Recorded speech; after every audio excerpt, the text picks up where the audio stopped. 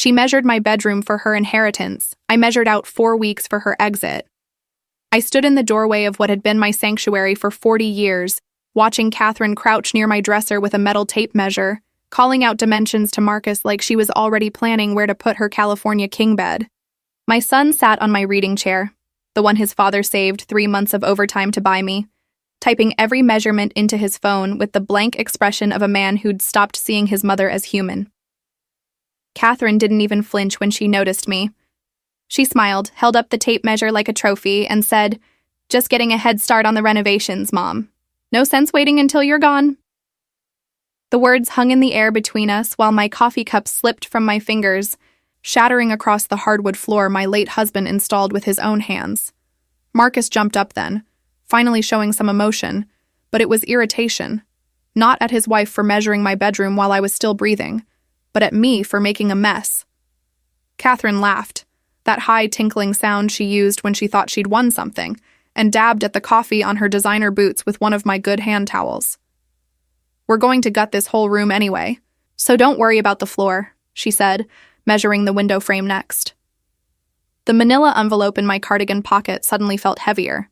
I'd carried it around for 3 days, trying to convince myself I'd misunderstood what the private investigator found. But watching Catherine calculate the square footage of my grief, my memories, my entire life, I knew exactly what I had to do. I'm Gabriela Martinez, and until 6 months ago, I thought my son married a successful pharmaceutical sales representative who occasionally worked late. I'd welcomed Catherine into our family dinners, listened to her complain about difficult clients, and even lent her $5,000 when she said her commission check was delayed. But the investigator's photos showed a different story.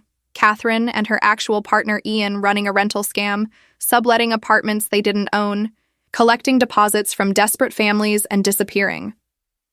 The manila envelope contained bank statements showing Catherine had already forged my signature twice, trying to refinance my house. She wasn't measuring for renovations after I died naturally. She was measuring because she planned to have me declared mentally incompetent within the month, move me to the cheapest nursing home in the state, and sell my home before my husband's grave marker even weathered. What Catherine didn't know was that my forgetfulness over the past 3 months, the missed appointments, the repeated questions, the confusion about dates, had been carefully documented by 4 different doctors, all of whom would testify that I was sharper than most people half my age. And she definitely didn't know that the 4 weeks I was about to give her weren't a gift. They were a countdown to her complete destruction. I bent down to pick up the broken pieces of my coffee cup, letting Catherine think the tremor in my hands was age instead of rage. "You know what?" I said softly. "You're right. No sense waiting." I pulled out my phone, scrolled to my lawyer Alyssa's number, and made the call right there while Catherine measured my closet. "Alyssa? Yes, it's time. Have the papers ready by Monday. Everything we discussed." Catherine's tape measure paused mid-extension. Marcus looked up from his phone for the first time in 20 minutes. I smiled at them both, the same grandmother smile I'd used when they announced their engagement 4 years ago, and walked out of my bedroom, still my bedroom, leaving them to wonder what papers, what Monday, what everything. The house went completely silent behind me. I heard Catherine whisper something urgent to Marcus, heard him tell her she was paranoid, heard her insist that the old bitch knows something. I kept walking downstairs to my kitchen, to the coffee maker that still worked perfectly despite being older than Catherine, and started a fresh pot. My hands didn't shake anymore. Through the kitchen window, I could see my garden, the roses my husband planted the year we bought this house, the stone path we laid together on weekends, the bird bath where our grandchildren used to count sparrows. Catherine had measured that too, 3 weeks ago, telling the landscaper she'd hired that everything needed to go to make room for a pool. The photos from the investigator were still in the envelope. Catherine and Ian, standing outside an apartment building in Oakland, accepting a cash deposit from a young couple holding a baby. The same building where 5 families had filed police reports in the past year. Bank statements showing Catherine had stolen not just from me, but from Marcus's business account, from his sister Ashley's wedding fund, from his cousin Kevin's college savings. She'd been systematic, patient, and absolutely certain that no one would believe a 67-year-old woman over a charming pharmaceutical rep with perfect credit scores she'd manufactured. I heard them coming down the stairs, Catherine's heels clicking like a countdown. She appeared in my kitchen doorway, Marcus trailing behind her like a confused puppy, and crossed her arms. "What papers, Gabriella?" She'd dropped the mom now. That was fine. I'd stopped thinking of her as family the moment she measured my bedroom. "Just updating my will," I said, pouring my coffee. "Making sure everything goes to the right people. Should be finalized in about 4 weeks." Her face went white. She'd researched estate law, I knew, had probably calculated down to the day how long it would take to have me declared incompetent versus how long a will challenge would take. 4 weeks was just enough time for my new will to be ironclad, just enough time for her to panic and make mistakes. 4 weeks, Catherine repeated, and I could see her brain working, trying to figure out how to speed things up, how to stop what was already in motion. Marcus just stood there, and I realized with a strange sadness that my son had no idea what his wife really was. He thought she worked late. He thought she made good money. He thought her devotion to visiting me twice a week was love, not surveillance. 4 weeks, I confirmed, meeting Catherine's eyes directly. "I suggest you use them wisely." I turned back to my coffee, dismissing them like they'd dismissed me every time they talked over my head about my own funeral arrangements, my own estate, my own life. I heard Catherine's sharp intake of breath, heard her heels clicking rapidly toward the front door, heard Marcus asking what was wrong, but I didn't turn around. I was too busy mentally reviewing the timeline Alyssa and I had created, every document, every witness, every piece of evidence that would unravel Catherine's entire existence. The game wasn't starting in 4 weeks. The game was already over. Catherine just didn't know she'd lost yet. My phone buzzed. Text from Alyssa. "Papers ready. Private investigator has 3 more families willing to testify. Catherine's partner, Ian, is being questioned by Oakland PD this afternoon. We're ahead of schedule." I smiled into my coffee cup, the one that hadn't shattered, the one that would still be mine when Catherine was explaining to a judge why she'd measured a dying woman's bedroom for profit. 4 weeks. I'd been generous. She'd have been smarter to run right now. Catherine didn't waste her 4 weeks on panic. She went on the offensive within 48 hours. Tuesday morning, Ashley called me crying. "Mom, why didn't you tell me you've been having memory problems?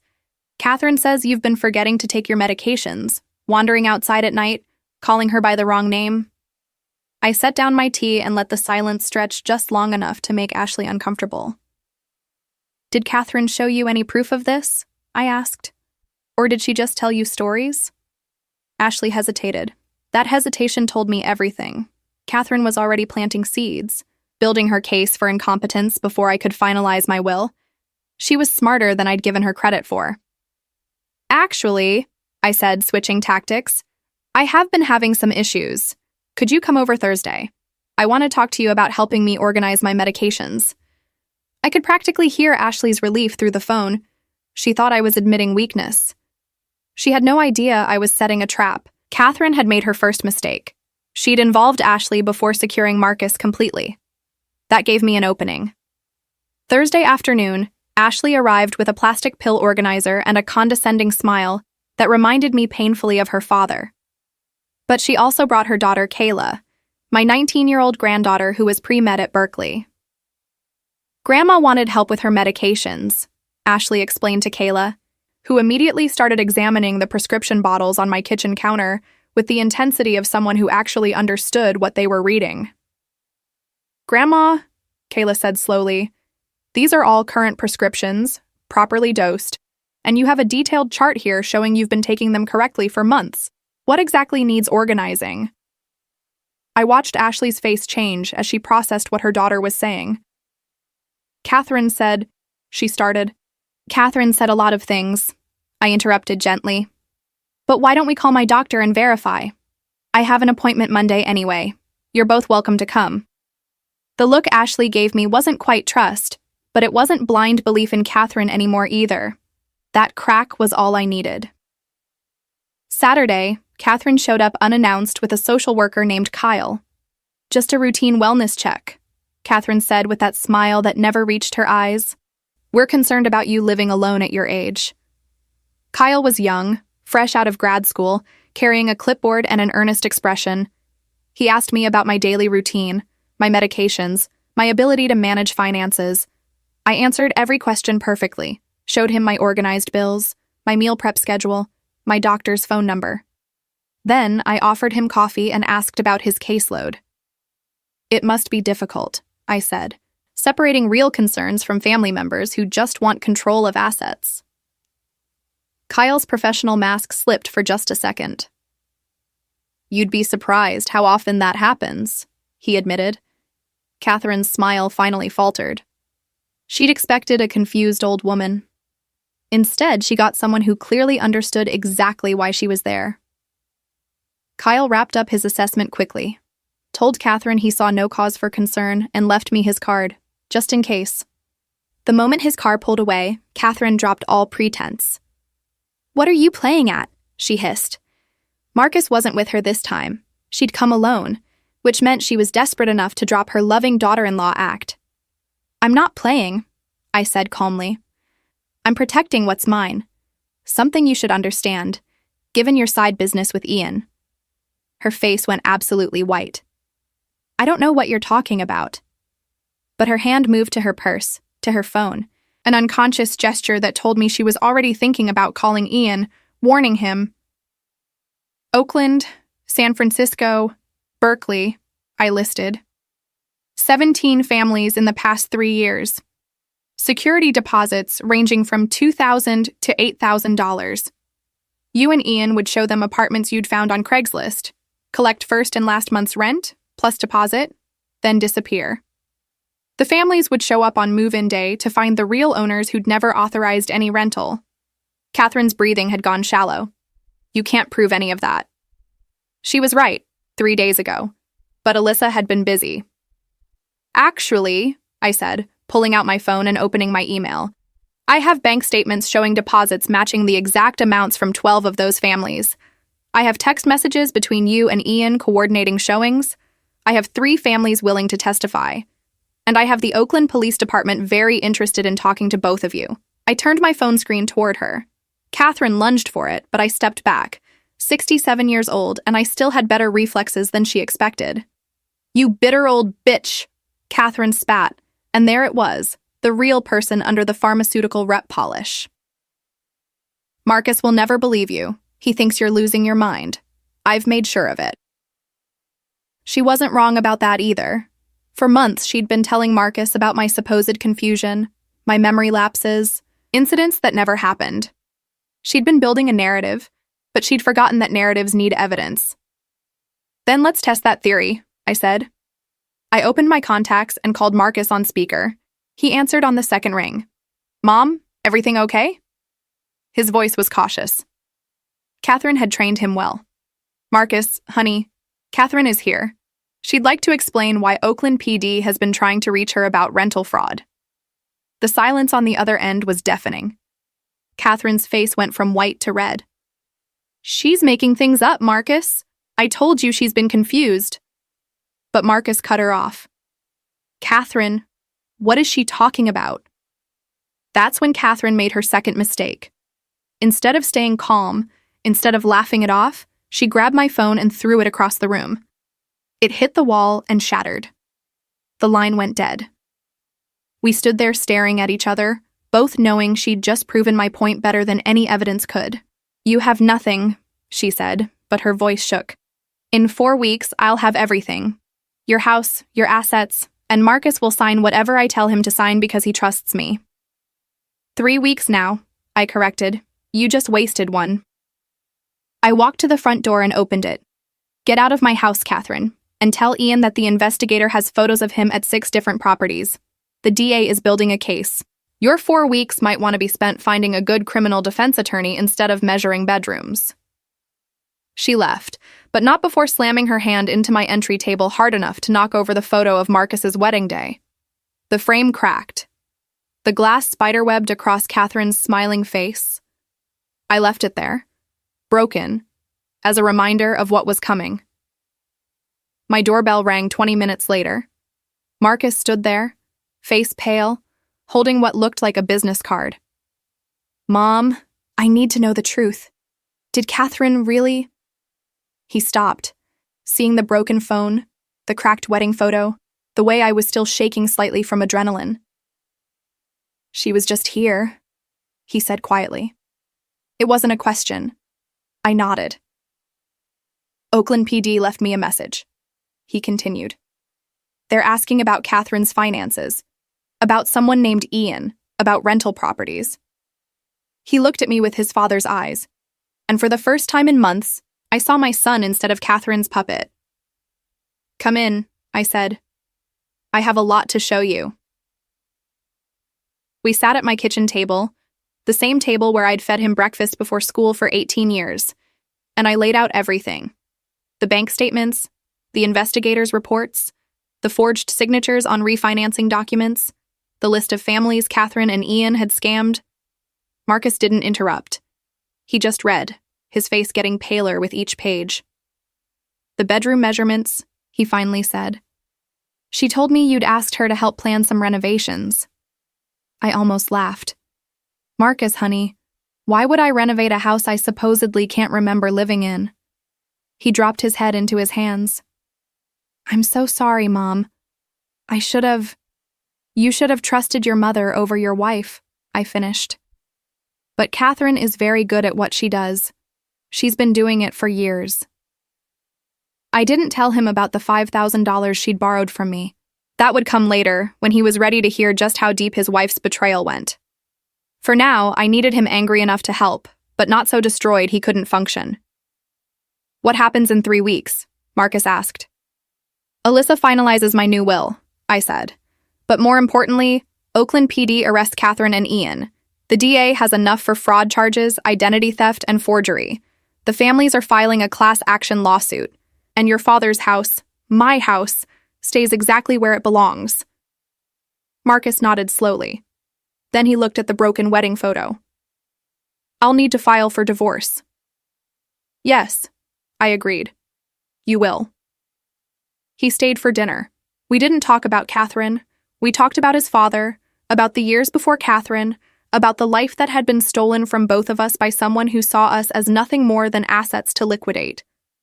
When he left, he hugged me tighter than he had in 4 years. I love you, Mom, he said. I know, baby, I replied. Now go home and don't tell Catherine anything. Let her think she's still winning. He nodded and drove away. Through my window, I watched his taillights disappear. My new phone buzzed. Alyssa had sent me a replacement that afternoon. Text from the investigator. Ian arrested 1 hour ago, trying to flee to Mexico. Catherine doesn't know yet. I smiled. 2 weeks and 6 days until my will was finalized. But Catherine's world was already collapsing. She just hadn't noticed the ground disappearing beneath her feet. Catherine found out about Ian's arrest on Monday morning. I know because she showed up at my door at 6 a.m., still in her pajamas, mascara smudged, looking like someone who hadn't slept. You did this, she said. Not a question, an accusation. Ian was picked up at the San Diego border. His lawyer says someone provided evidence to Oakland PD. That was you. I didn't invite her in. Ian did this to himself, I replied, and to 17 families who trusted him. And to you, apparently, since you were his partner. She tried a different approach then. Tears. Please, Gabriella. I made mistakes. But I love Marcus. I love this family. Can't we work something out? The performance was impressive. If I hadn't seen her measure my bedroom like a vulture circling prey, I might have almost believed her. Here's what we're going to work out, I said. You're going to leave my property. You're going to stop telling people I'm incompetent. And you're going to prepare for the consequences of your choices. Her tears dried up instantly. Marcus will never leave me. He thinks you're a paranoid old woman who can't accept that he's moved on. Is that what he told you last night? I asked innocently. Her expression flickered. She knew Marcus had been here, had seen his car in my driveway for hours. She didn't know what we'd discussed, and that uncertainty was eating her alive. Marcus and I don't have secrets, she insisted. Really? I smiled. Then ask him about the documents he took copies of. Ask him about the phone call he had scheduled with Alyssa this afternoon. Ask him why he transferred money out of your joint account yesterday. Each statement was a lie, but each one landed because they could have been true. Catherine's face cycled through emotions: confusion, anger, calculation. "You're bluffing," she said finally. "Maybe," I agreed. "Or maybe your husband finally learned where his loyalty should be." She left without another word, tires screeching as she peeled out of my driveway. I watched from my window as she drove away, then texted Alyssa. "She's rattled. Expect her to make a move today." The reply came instantly. "Counting on it. Judge is ready to issue restraining order if she tries anything physical, documenting everything." Tuesday afternoon brought another visitor, Andrew, the forensic accountant Alyssa had hired to trace Catherine's finances. He sat in my living room with his laptop, showing me the web of transactions Catherine had created. "She's sophisticated," Andrew admitted. "Shell companies, cryptocurrency conversions, offshore accounts. But she got sloppy with your refinancing attempts. Used her real IP address. That's our way in." He showed me a transaction from 2 months ago. Catherine had tried to take out a home equity line of credit in my name for $250,000. The only thing that stopped it was the bank's fraud department catching the forged signature. "She would have succeeded if not for that one alert employee," Andrew said. "The money would have disappeared into her crypto wallets, and you'd have owed the bank." I stared at the number. $250,000. The house my husband and I bought for $80,000 in 1984, now worth nearly $900,000, and Catherine had tried to steal a chunk of it while I was still breathing. "Can we prove this in court?" I asked. "Absolutely," Andrew confirmed. "And it gets better. She's been doing this to other elderly clients through her pharmaceutical sales job, getting access to their information, identifying vulnerable targets. We found 4 other attempted frauds. The pharmaceutical company is cooperating with authorities." Wednesday morning, Marcus called. "Mom, Catherine cleaned out our joint account. $73,000. Gone." His voice was hollow. I went to transfer money for the mortgage payment and found $1,200 left. I closed my eyes. This was earlier than I expected. Catherine was panicking, grabbing what she could before the walls closed in. "Did you call the police?" I asked. "I called Alyssa first," he said. "She's handling it. But Mom, I looked at our credit card statements. Catherine's been lying about everything. The pharmaceutical job, the sales calls, the late nights. There is no job. She quit 6 months ago and never told me." The pieces were clicking into place for him, each one more devastating than the last. "Where is she now?" I asked. "I don't know. She took her car, her laptop, and her passport. She's not answering calls." Run, I thought. That's what guilty people do when cornered. But Catherine didn't know that Alyssa had already flagged her passport, that Border Patrol had her photo, that every credit card in her name was being monitored. She wasn't running away. She was running into a trap. Thursday, Catherine made her boldest move yet. She filed an emergency petition to have me declared mentally incompetent, claiming I was a danger to myself and needed immediate conservatorship. The petition was filled with lies: that I'd been found wandering in traffic, that I'd left the stove on and started a fire, that I'd accused family members of stealing from me without evidence. She'd forged statements from 2 doctors I'd never met, and submitted photos of my house that were clearly staged to look like the home of someone unable to care for themselves. Alyssa called me the moment she got the notification. "Don't worry," she said. "This is desperate. The judge will see through it." But I heard the concern in her voice. Even bad petitions took time to disprove, and time was what Catherine needed. If she could get temporary conservatorship, even for a few weeks, she could sell my house, drain my accounts, and disappear before the criminal charges caught up with her. "We need to move faster," I said. "How fast can we get a hearing?" "Tomorrow afternoon," Alyssa replied. "I've already contacted Dr. Reynolds, Dr. Simpson, and Dr. Williams. All 3 will testify about your cognitive assessments. I've got Ashley and Kayla lined up as character witnesses. And I've got something Catherine doesn't know about. Security footage from your neighbor's camera showing her measuring your bedroom without your knowledge. She's going to hang herself in front of the judge." I felt a rush of satisfaction. Catherine thought she was attacking. She didn't realize she was just providing more evidence for her own prosecution. Friday morning, I dressed in the navy suit I'd worn to my husband's funeral. Professional, competent, nothing like the confused old woman Catherine had described in her petition. Alyssa met me at the courthouse steps with Marcus and Ashley. "Where's Catherine?" I asked. "Already inside," Alyssa said. "With the cheapest lawyer she could find on short notice. This is going to be over quickly." The courtroom was small, stuffy. Catherine sat at the petitioner's table, wearing an expensive dress she'd probably bought with Marcus's stolen money, looking composed and confident. She smiled at the judge when we entered. That smile was about to cost her everything. Judge Harrison was a woman in her 60s who'd probably seen every version of family greed in her 30 years on the bench. She read Catherine's petition with a completely neutral expression, then looked up at me. "Mrs. Martinez, do you understand why we're here today?" "Yes, Your Honor," I replied clearly. "My daughter-in-law is attempting to have me declared incompetent so she can steal my house before she's arrested for fraud." Catherine's lawyer jumped up. "Objection! Inflammatory and unsubstantiated." "I'll allow it," Judge Harrison said mildly. "Continue, Mrs. Martinez." I walked the judge through everything: the bedroom measurements, the forged refinancing documents, the rental scams with Ian, the $73,000 stolen from Marcus. With each item, Alyssa submitted supporting documentation. Catherine's lawyer objected repeatedly. The judge overruled every single objection. Then Dr. Reynolds took the stand. He testified that he'd evaluated me 3 times in the past month and found me cognitively sharper than most 50-year-olds. Dr. Simpson confirmed. Dr. Williams submitted written assessments showing perfect scores on every mental status exam. Catherine's lawyer called his witnesses, the 2 doctors who'd supposedly evaluated me. Except Alyssa had done her homework. "Dr. Morrison," Alyssa asked the first witness, "when exactly did you evaluate Mrs. Martinez?" He shuffled his papers.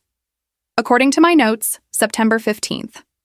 "That's interesting," Alyssa said, "because Mrs. Martinez was in the hospital having knee surgery on September 15th. There's a surgical record. Would you like to revise your testimony?" Dr. Morrison went pale. The second doctor didn't even show up. Turns out he'd lost his medical license 3 years ago. Then Alyssa played the security footage. Clear as day, Catherine entering my house with Marcus, then Marcus leaving, then Catherine staying behind with her tape measure. The audio picked up her voice. "We're going to gut this whole room anyway." Judge Harrison's expression finally changed. She looked at Catherine with something approaching disgust. "Mrs. Martinez," the judge said, "does your daughter-in-law have your permission to make renovation plans for your home?" "No, Your Honor," I replied. "She does not now, nor has she ever had permission to access my financial information, forge my signature, or plan my funeral while I'm still alive." The judge dismissed Catherine's petition in less than 5 minutes. Then she did something I didn't expect. She issued an immediate restraining order prohibiting Catherine from coming within 500 feet of me or my property. "I am also referring this matter to the district attorney's office for investigation of elder abuse, attempted fraud, and perjury," Judge Harrison added. Catherine's face went from confident to devastated in seconds. Her lawyer packed up his briefcase and basically ran from the courtroom. Catherine just sat there, staring at the table, realizing she'd accelerated her own destruction. Outside the courthouse, Marcus stood with his arm around Ashley. They both looked exhausted. "It's over," Ashley said. But I shook my head. "Not yet. Catherine's facing criminal charges, but she hasn't lost everything yet. That comes next." Alyssa smiled grimly. "Oakland PD is executing a search warrant on Catherine's storage unit this afternoon. Ian's cooperating, giving them locations. And the pharmaceutical company is filing charges for identity theft of their clients. Catherine's looking at 15 to 20 years if convicted on all counts." I drove home to my house, my bedroom, my roses, feeling lighter than I had in months. But I wasn't celebrating yet. Catherine was cornered, and cornered animals were dangerous. I had no doubt she'd try something desperate. The question was what, and whether I'd be ready when she did. Catherine's desperation arrived at 2 a.m. Saturday morning in the form of shattering glass. I woke to the sound of my kitchen window breaking, then footsteps crunching through the shards. My phone was already in my hand. I'd been sleeping with it charged and ready for exactly this scenario. I dialed 911 while moving quietly toward my bedroom door, then sent a second text to Marcus and Alyssa. "She's here." The 911 operator's voice was calm. "Ma'am, where are you in the house?" "Upstairs bedroom," I whispered. "Intruder downstairs. I have a restraining order against Catherine Martinez. She's violating it now." I could hear Catherine moving through my kitchen, opening drawers, searching for something. Documents, probably. Evidence she hoped I hadn't already copied and distributed. She was muttering to herself. Words I couldn't make out, but the tone was frantic. Desperate. Then I heard her footsteps on the stairs. She was coming up. "Ma'am, officers are 2 minutes away," the 911 operator said. "Stay on the line. Do you have somewhere safe to lock yourself?" I did. My bathroom had a lock, and my husband had reinforced the doorframe years ago after a break-in scare. I locked myself inside just as Catherine reached the top of the stairs. "Gabriella!" she shouted. "I know you're here. We need to talk." There was something wrong with her voice. Slurred. She was drunk or high or both. "The police are coming, Catherine," I called through the door. "Leave now, and maybe they'll go easy on you." She laughed, high and sharp. "Easy on me? You've destroyed my life. Ian's in jail. Marcus filed for divorce. The pharmaceutical company fired me. Not that I worked there anyway. But they're suing me. I have nothing left." "You have your freedom," I said, "for about 90 seconds more. Then you'll be arrested for breaking and entering, violating a restraining order, and whatever else the DA can add." I heard something slam against the wall. She'd thrown something. "I could have made this easy," Catherine screamed. "You could have just died quietly, signed over the house, gone to a nursing home, but you had to be difficult. You had to ruin everything." Another crash. She was destroying my hallway, taking out her rage on family photos that had hung there for decades. Then silence. Too much silence. "Catherine?" I called. No answer. I heard sirens in the distance, getting closer. Then Catherine's voice right outside the bathroom door, suddenly calm. "You know what's funny?"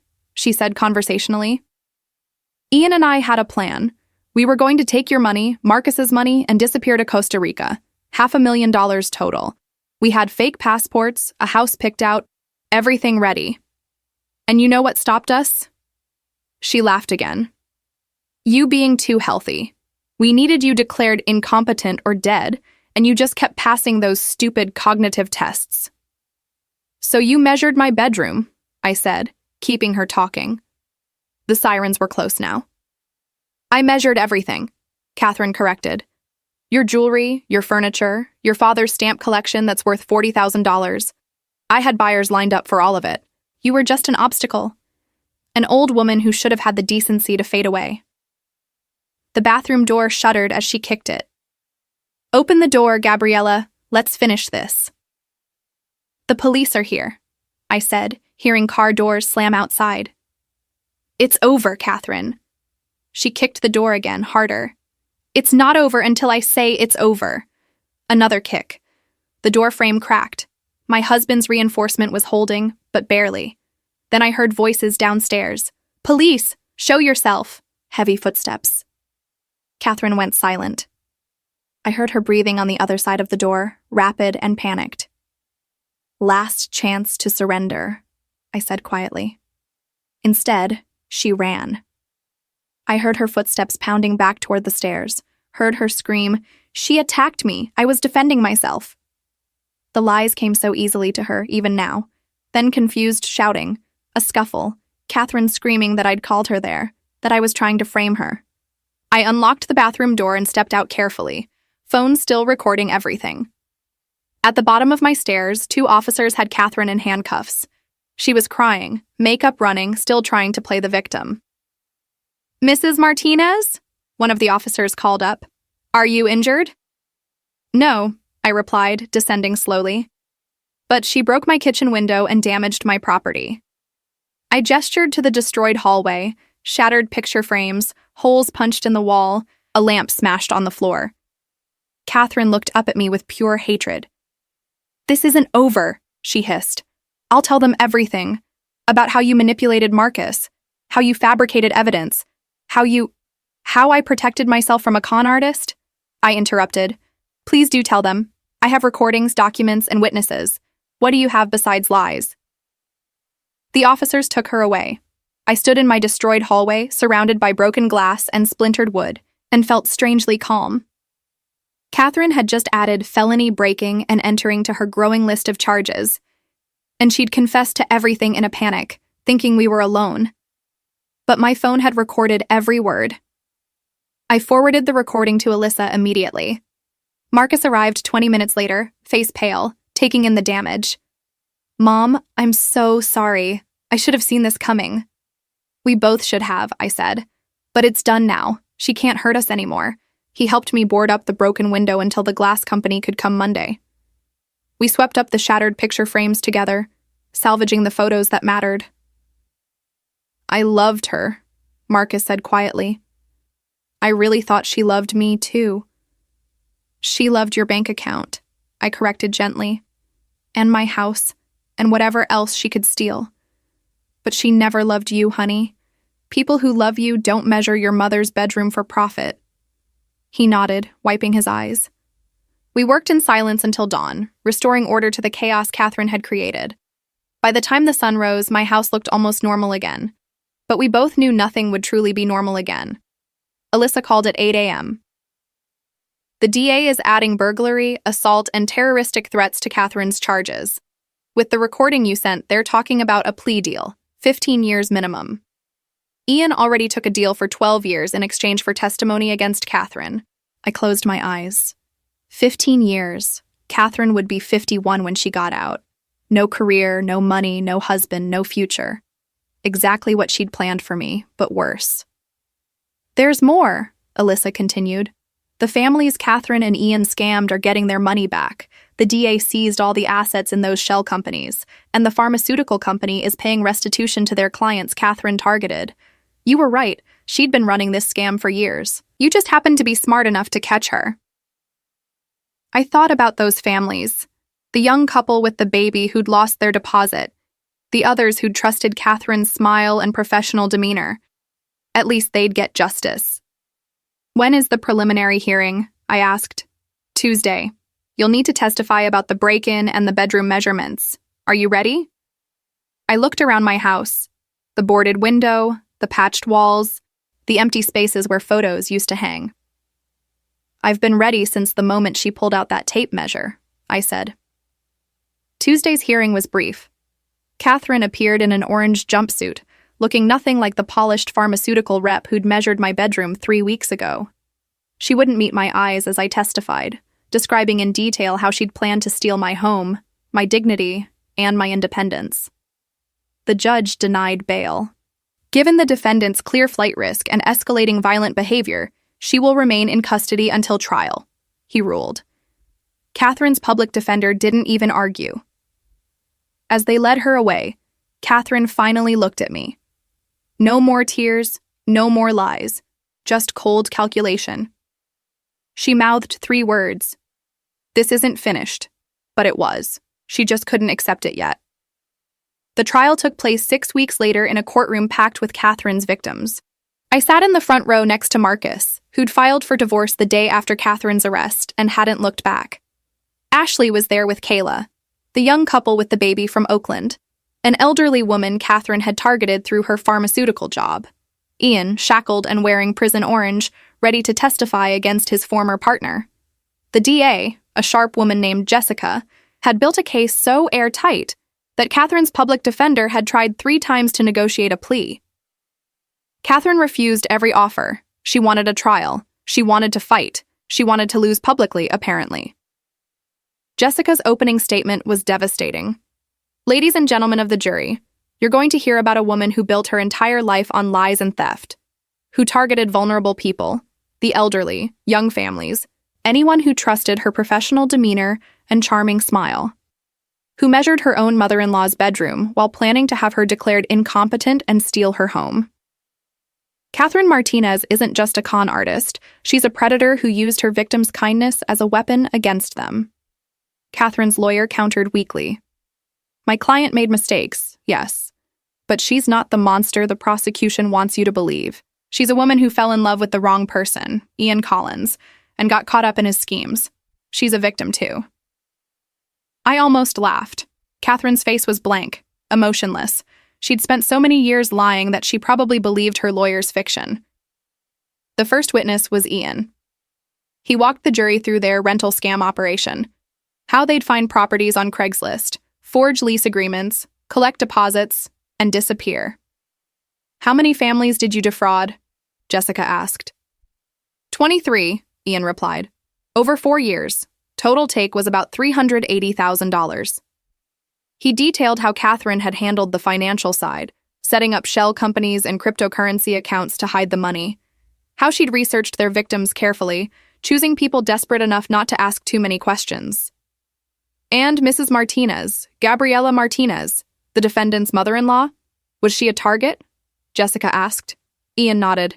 Catherine called her the retirement plan, said the house was worth close to $1 million, and the old lady was too trusting to see it coming. I felt Marcus tense beside me. Hearing his wife described as a predator who'd targeted his own mother was destroying him in new ways every day. Jessica projected the bank statements showing Catherine's attempted refinancing of my house. The forged signatures were obvious. Catherine hadn't even bothered to practice my handwriting. Then came the recording from the night she broke into my house. The jury listened in silence as Catherine's voice, slurred and furious, described her plans to steal everything and disappear to Costa Rica. You were just an obstacle, Catherine's recorded voice said, an old woman who should have had the decency to fade away. I watched the jury's faces change. Whatever sympathy Catherine's lawyer had tried to build evaporated in that moment. Then Jessica called me to the stand. I described finding Catherine measuring my bedroom, the tape measure in her hands, Marcus sitting passively while his wife planned my dispossession. I described the forged documents, the lies about my mental state, the emergency petition to have me declared incompetent. Catherine stared at me through the entire testimony, her expression unreadable. Mrs. Martinez, Jessica asked, did you ever give Catherine permission to access your financial information? Never, I replied. Did you ever discuss renovating your bedroom with her? Never. Did you ever show signs of mental incompetence that would justify a conservatorship? No. 3 separate doctors confirmed my cognitive function was excellent. Jessica showed the jury the security footage of Catherine measuring my bedroom. Showed the photos of my house Catherine had staged to look like I couldn't care for myself. Dishes piled in the sink, expired food in the refrigerator, bills scattered on the floor. Then she showed the investigators photos from the same day, proving everything had been staged. Catherine's lawyer cross-examined me for 90 minutes, trying to paint me as vindictive, as someone who'd never accepted her son's marriage, as paranoid and controlling. Isn't it true you've always disliked Catherine? He asked. Yes, I admitted. I disliked her the moment I realized she was stealing from my family, but you had no proof of that initially, did you? I had a mother's instinct. Then I hired an investigator and got proof. The lawyer tried a different angle. You mentioned lending Catherine $5,000. Did she ever repay you? No. Did you ever ask for it back? No. I considered it the price of learning what she really was. The trial lasted 4 days. Each day brought new witnesses, new evidence, new revelations about the depth of Catherine's deception. The elderly woman from the pharmaceutical company testified that Catherine had befriended her, offered to help manage her medications, and then stolen her credit card information to make $14,000 in fraudulent charges. The young couple from Oakland described showing up to their new apartment on move-in day with a baby and all their possessions, only to find the real landlord who had no idea who they were. Marcus testified about the $73,000 Catherine had stolen from their joint account, about discovering she'd quit her job months ago without telling him, about finding a second phone hidden in her car with messages to Ian planning their escape to Costa Rica. His voice broke when Jessica asked him if he'd ever suspected his wife was capable of this. No, he whispered. I thought she loved me. I thought she was working hard to build our future. I had no idea she was destroying my family. Catherine's lawyer put her on the stand on day 4. It was a desperate move and everyone knew it. Catherine cried as she described falling in love with Ian, being manipulated by him, going along with his schemes because she was afraid of him. "I made terrible mistakes," she sobbed. "I hurt people I should have protected. But I was a victim too. Ian controlled everything, the money, the plans, all of it. I was just trying to survive." It was a masterful performance. If I hadn't heard her laughing while measuring my bedroom, I might have almost believed her. Jessica's cross-examination destroyed that fiction in minutes. "Ms. Martinez, you testified that Ian controlled the finances, but these bank statements show accounts in your name only, correct?" "Yes, but he made me open them." "And these text messages show you directing Ian on which properties to target, correct?" Catherine hesitated. "I was just relaying what he told me to say." "These messages are from before you met Ian, 6 months before, according to phone records. Were you relaying messages to yourself?" The lies unraveled one by one. Jessica proved Catherine had started running rental scams before she ever met Ian. Proved she'd targeted Marcus specifically because of his family's assets. Proved the second phone was hers, not Ian's, and contained messages to 3 other men she'd been seeing while married to Marcus, all of them potential marks. By the time Jessica finished, Catherine had stopped crying.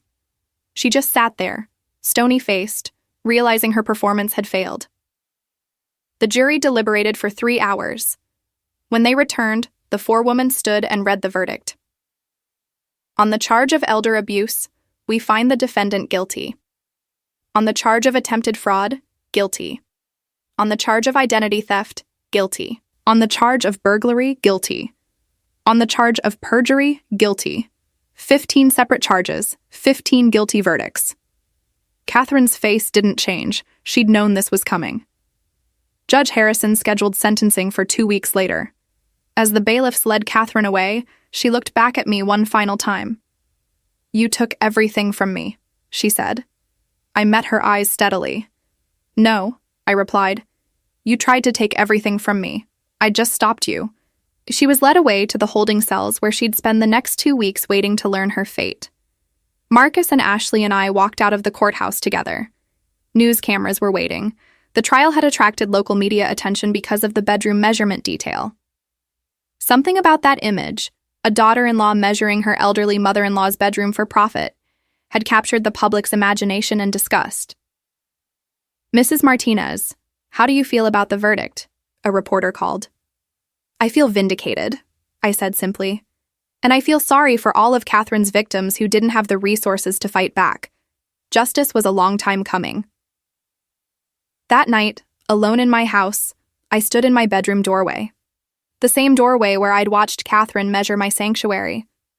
The tape measure marks she'd made on the wall were gone now. I'd painted over them. But I remembered. I would always remember the moment I realized my son's wife saw me as nothing more than an obstacle to wealth. That memory would fuel me through the next 2 weeks until sentencing, until I could finally close this chapter completely. Alyssa called the next morning. "The DA is recommending 25 years. With the guilty verdicts on all counts and Catherine's complete lack of remorse, Judge Harrison will probably give her close to that." 25 years. Catherine would be 66 when she got out, the age I was when she measured my bedroom. The symmetry was almost poetic. Sentencing day arrived. I wore the same navy suit I'd worn to trial, the same one from my husband's funeral. Catherine wore orange. No makeup, hair pulled back, looking a decade older than her 41 years. Judge Harrison reviewed each charge methodically, describing the evidence and the harm Catherine had caused. Then she looked directly at Catherine. "Do you have anything to say before I impose sentence?" Catherine stood. For a moment I thought she might finally apologize, might show some genuine remorse. Instead, she said, "I regret getting caught. Everything else, I'd do again." The courtroom went silent. Even her public defender looked shocked. Judge Harrison's expression hardened. "In 30 years on this bench, I've rarely encountered such callousness. You targeted vulnerable people, destroyed families, and showed no mercy to anyone who stood in your way. You will receive none from this court. On all counts, I sentence you to 28 years in state prison, sentences to run consecutively. You will be eligible for parole after serving 85% of your sentence, which means 23 years and 9 months minimum. You will also pay full restitution to all victims, plus court costs and fees. Bailiff, remand the defendant into custody. Catherine's knees buckled. 28 years. She'd be 69 when released. Her life, effectively over. As they led her away, she looked at me one last time. No words. Just a look of pure, impotent hatred. I met her gaze calmly until she disappeared through the doors. Then I stood, collected my purse, and walked out of that courtroom knowing I would never see Catherine Martinez again. She'd be an old woman by the time she breathed free air again. The same age she'd expected me to be when she stole my home. Justice finally was served. 6 months later, I stood in my garden watching Marcus and Ashley help me plant new roses where Catherine had planned to put her pool. The house was mine, fully and completely. The attempted refinancing had been erased from my credit report. The bedroom Catherine measured now had fresh paint and new curtains I'd chosen myself. The hallway she'd destroyed during her break-in was restored with new photos, pictures of my husband, my children when they were young, my grandchildren. No photos of Catherine existed in my home. I'd burned them the day after sentencing. Marcus was rebuilding his life slowly. The divorce had been finalized 3 weeks after Catherine's conviction. She'd signed the papers from prison without contest, probably realizing she had nothing left to fight for. He'd sold the house they'd shared and moved into a modest apartment downtown. I don't need much space, he'd told me. Just somewhere that doesn't remind me of her. Ashley had helped him sort through his belongings, throwing away everything Catherine had touched. "Mom, where do you want these?" Marcus called, holding up a flat of yellow roses, his father's favorite. "Next to the bird bath," I directed. "That's where they'll get the most sun." We worked together in comfortable silence, the three of us rebuilding what Catherine had tried to destroy. Kayla showed up mid-afternoon with lunch from my favorite deli. "Grandma, you're going to love this," she said, pulling out sandwiches and lemonade. "They remembered you like extra pickles." We ate in my kitchen, the same kitchen where Catherine had broken the window 6 months ago. The new window let in more light than the old one, a silver lining I hadn't expected. "Have you heard anything about Catherine?" Ashley asked tentatively. I shook my head. "I don't follow her case anymore. Alyssa sends me updates occasionally. Last I heard, Catherine was working in the prison laundry for 14 cents an hour. Ian's in a different facility. They'll probably never see each other again." "Good," Marcus said flatly. He'd changed since the trial. Harder, more cautious with people. He'd gone to therapy, started rebuilding his business, but the damage Catherine had done went deeper than money. "I saw one of the families she scammed yesterday," he continued. "The couple with the baby from Oakland. They'd saved up again and bought a real house. They invited me to a barbecue next month." I smiled. At least Catherine's victims were recovering, rebuilding, moving forward. Some justice existed beyond her prison sentence. That evening, after everyone left, I sat in my reading chair, the one my husband bought me, the one Marcus had sat in while Catherine measured my bedroom. I thought about the past year, about the moment I'd seen Catherine with that tape measure, about the fear I'd felt, wondering if I was strong enough to fight back, about the investigator, the lawyers, the trial, about standing in that courtroom and hearing guilty 15 times. My phone buzzed. Text from Alyssa. "Thought you'd want to know? Catherine's appeal was denied. 28 years stands. It's over." I read the message 3 times, letting the finality sink in. It was over. Catherine wouldn't be measuring anyone's bedroom for profit again. She wouldn't be forging signatures, stealing deposits, targeting vulnerable people. She'd spend the next 23 years and 9 months in a 6x8 cell, working for pennies, eating prison food, sleeping on a thin mattress, surrounded by the consequences of her choices. I thought about replying, but there was nothing to say. Instead, I walked to my bedroom, my sanctuary that Catherine had tried to steal. I stood in the doorway where I'd caught her measuring, and I smiled. She'd thought I was weak. thought I was an obstacle, thought I'd be easy to dispose of. She'd measured wrong. Way wrong. The next morning, I woke to sunlight streaming through my window and made coffee in my kitchen. I ate breakfast at my table. I walked through my house, every room still mine, still filled with memories of my husband, my children, my life. I stepped into my garden and checked on the new yellow roses Marcus had planted. They were already taking root, growing strong. Everything Catherine had tried to kill was thriving. Marcus called mid-morning. "Mom, I have news. The pharmaceutical company settled their lawsuit. They're paying out $200,000 to be distributed among the clients Catherine targeted. You'll get about $43,000 as restitution." I sat down slowly. $43,000. More than enough to replace everything Catherine had damaged. More than enough to repair the window, fix the hallway, restore what she'd broken. "What are you going to do with your share?" I asked. "Put it toward Kayla's medical school," Marcus said. "Catherine stole enough from this family. The least I can do is make sure something good comes from it." I thought about that. Marcus's daughter becoming a doctor, helping people, using money reclaimed from a con artist to heal instead of harm. The symmetry was perfect. "Your father would be proud," I said. "I'm proud too, honey. I spent the money on my house. New roof, new windows, updated bathroom, fresh paint throughout. Every improvement erased another trace of Catherine's presence. By the time I finished, my home looked better than it had in 20 years. I hired a photographer to take pictures of every room, then sent copies to Alyssa with a note. In case Catherine ever tries to claim she improved this house, here's proof of what I did with my own money." Alyssa framed one of the photos, the one of my bedroom, bright and beautiful and completely mine, and sent it to Catherine in prison with a letter I didn't see but could imagine. Something along the lines of, "This is what you tried to steal. This is what you'll never have." I never heard if Catherine responded. I didn't care. A year after Catherine's sentencing, I hosted Thanksgiving dinner. Marcus, Ashley, Kayla, and Kevin, the cousin whose college fund Catherine had stolen, now graduated and working as an engineer.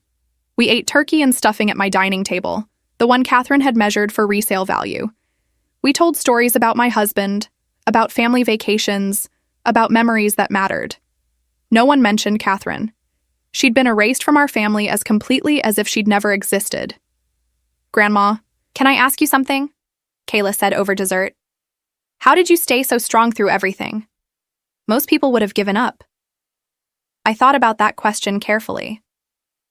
"I stayed strong because I refused to let someone like Catherine win," I said finally. "She saw me as weak, as disposable, as nothing more than an obstacle to money. Proving her wrong was the best revenge I could possibly have." Marcus raised his wine glass. "To Mom, the strongest person I know." We all drank to that. Later, cleaning up in my kitchen, Ashley hugged me tightly. "You saved all of us," she whispered. "If you hadn't caught Catherine, she would have destroyed this entire family." "I know," I replied. "That's why I couldn't let her win." 2 years after Catherine's imprisonment, I received a letter. Prison postmark. Catherine's handwriting. I almost threw it away without opening it, but curiosity won. The letter was short. "I hope you're satisfied. You took everything from me. My freedom, my future, my life. I hope it was worth it." I read it twice, then tore it into pieces and dropped it in the trash. Catherine still didn't understand. She hadn't lost everything because of me. She'd lost everything because she'd tried to steal from people who wouldn't let her win. I wrote one letter back, simple, direct. "I didn't take anything from you, Catherine. You gave it all away the moment you pulled out that tape measure. Enjoy your next 21 years. I never sent it. There was no point. Catherine would spend the rest of her youth in prison whether I responded or not. My silence was answer enough. Now, 3 years after that moment in my bedroom doorway, I live my life exactly as I want. I garden. I have lunch with Marcus and Ashley. I watch Kayla excel in medical school. I volunteer at a senior center, helping other elderly people avoid scams and fraud. I tell them my story, about the daughter-in-law who measured my bedroom, about fighting back, about winning. They listen with wide eyes and ask how I found the courage. Anger, I tell them honestly, and the absolute refusal to let someone steal what I'd built. My house is worth $1.2 million now. I have it appraised every year, just to remind myself what Catherine tried to take. When I die, many years from now, if I have anything to say about it, everything will go to Marcus, Ashley, and Kayla. They'll inherit a house free and clear, with no debt, no liens, no forged signatures. They'll inherit the life Catherine tried to steal and failed. Sometimes I stand in my bedroom doorway, the spot where I caught Catherine measuring my sanctuary. I remember the shock, the betrayal, the cold calculation in her eyes as she measured my life down to the square foot. And I smile. Because Catherine measured wrong.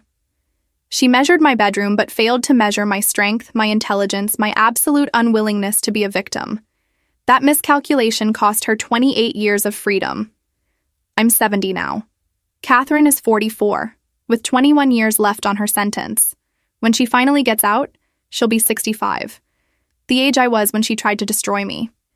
She'll emerge into a world that's moved on without her, with no money, no career, no family, no home. She'll be exactly what she tried to make me, alone, powerless, and forgotten. The difference is I fought back. She never saw that coming.